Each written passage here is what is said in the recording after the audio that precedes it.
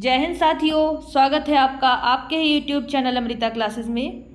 इससे पहले की क्लासेस में हम लोगों ने पढ़ा है हिंदी का फर्स्ट चैप्टर। कौन सा था? हिंदी वर्णमाला। आज हम लोग पढ़ेंगे एक नया चैप्टर स्टार्ट करने जा रहे हैं, हिंदी व्याकरण। इसमें शब्द भेद भी पढ़ेंगे। शब्द किसे कहते हैं? दो या दो से अधिक वर्णों के सार्थक समूह को शब्द कहते हैं। यानी कि समूह जो हो वो सार्थक हो, दो वर्णों या दो से अधिक वर्ण मिलके एक सार्थक समूह बना रहा है तो उसे हम क्या कहेंगे? शब्द। जैसा हम लोगों ने स्वर और व्यंजनों का वर्गीकरण देखा था, कई प्रकार से स्वर और व्यंजनों का वर्गीकरण देखा था, उसी प्रकार से हम आज पढ़ेंगे शब्द के प्रकार या शब्द के भेद। तो सबसे पहला जो भेद हम लोग पढ़ेंगे वो है रूपांतर या वाक्य प्रयोग के अनुसार शब्द के भेद या शब्द के प्रकार। तो वाक्य प्रयोग के अनुसार जो शब्द के प्रकार होते हैं वो दो प्रकार के होते हैं। एक है विकारी शब्द और दूसरा है अविकारी शब्द या अव्यय कह सकते हैं आप। आगे ये जो विकारी है ये भी चार भागों में विभक्त है।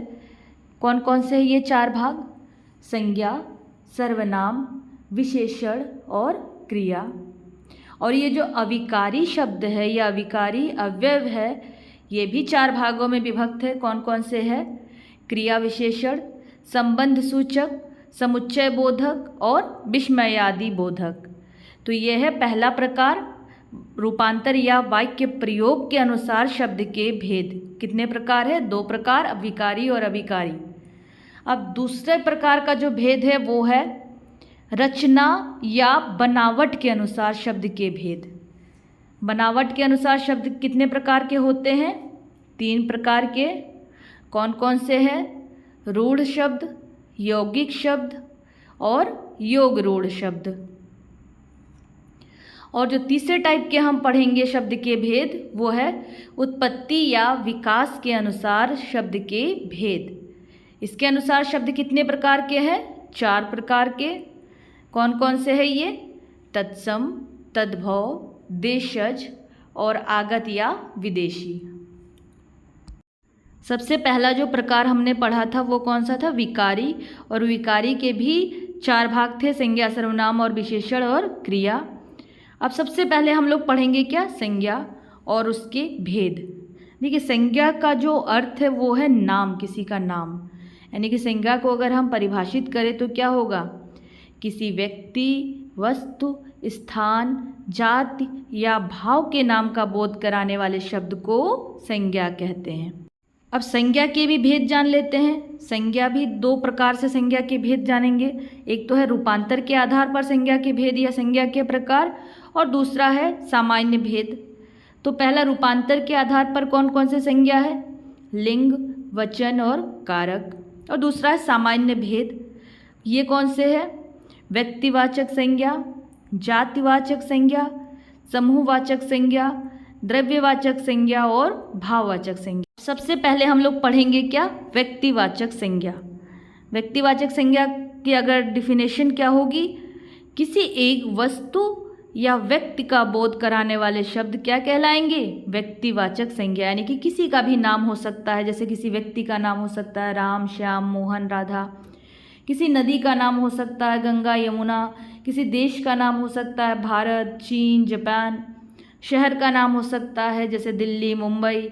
पुस्तक का नाम हो सकता है रामायण, महाभारत। इसी तरह समुद्र का नाम, सड़कों का नाम, चौराहों का नाम, दिन या महीनों का नाम, भवनों का नाम, त्योहारों या उत्सवों का नाम, पर्वतों का नाम।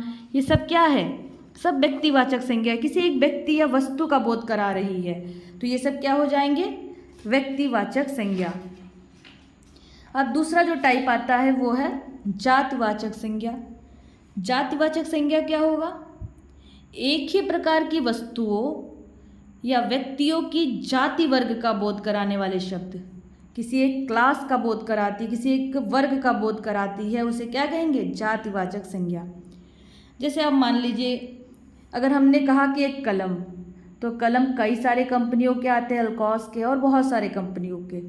तो उसके हमने सिर्फ एक जाति का नाम ले लिया कि कलम, तो क्या हो गया? ये जातिवाचक संज्ञा। किसी एक वर्ग का हम नाम ले रहे हैं, कलम, कुर्सी, गाय, बैल, भैंस, तो ये सब क्या हो जाएगा? जातिवाचक संज्ञा। तीसरा जो प्रकार था क्या है? समूहवाचक संज्ञा। समूहवाचक संज्ञा क्या होते हैं? जिस संज्ञा या शब्द से गणीय वस्तु यानी कि जिसे हम काउंट कर सके, वस्तु या व्यक्ति के समूहों का बोध हो, उसे हम क्या कहेंगे? समूहवाचक संज्ञा। जैसे कि श्रृंखला, ढेर, ये सब क्या है? किसी एक समूह का बोध करा रही है। इसी प्रकार हम कह सकते हैं परिवार। परिवार कैसे बनता है? एक समूह से बनता है, तो ये क्या हो जाएगा? एक समूहवाचक संज्ञा। फिर कक्षा, ये क्या हो जाएगा? समूहवाचक संख्या। जुलूस, सेना, मंडली, ये सब क्या हो जाएगा? समूहवाचक संज्ञा। चौथा जो प्रकार है संज्ञा का, वो है द्रव्यवाचक संज्ञा। द्रव्यवाचक संज्ञा क्या होते हैं? जिन वस्तुओं की माप तौल हो सके, अर्थात जो गण्य हो, उसे हम क्या कहेंगे? द्रव्यवाचक संज्ञा। मैटेरियल, जिसे इंग्लिश में कहते हैं मैटेरियल नाउन, ठीक है, यानी कि जिसका माप तौल हो सके उसे हम द्रव्यवाचक संज्ञा कहेंगे। जैसे कि किसी धातु का नाम हो गया, लोहा, सोना, चांदी, मिट्टी, लकड़ी। फिर खाने पीने की वस्तु है, घी, तेल, दूध, पानी, ये सब क्या है? सब द्रव्यवाचक संज्ञा है। पांचवा जो प्रकार था वो है भाववाचक संज्ञा। भाववाचक संज्ञा किसे कहते हैं? भाववाचक संज्ञा किसे कहते हैं? जिस संज्ञा शब्द से व्यक्ति या वस्तु के गुण, धर्म, दशा, व्यापार का बोध हो, उसे भाववाचक संज्ञा कहते हैं। यानी कि उसका कोई गुण या धर्म या उसकी दशा का बोध हो या भाव का बोध हो, उसे हम क्या कहेंगे? भाववाचक संज्ञा। जैसे कि मिठास, आलस्य, गरीबी, लड़ाई, गर्मी, दूरी, ये सब क्या है? सब भाववाचक संज्ञा के उदाहरण हैं। आज के इस वीडियो में हमने जाना संज्ञा के 5 प्रकार के भेद।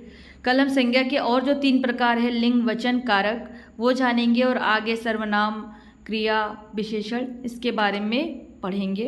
आज के लिए बस इतना ही। Thank you. जय हिंद।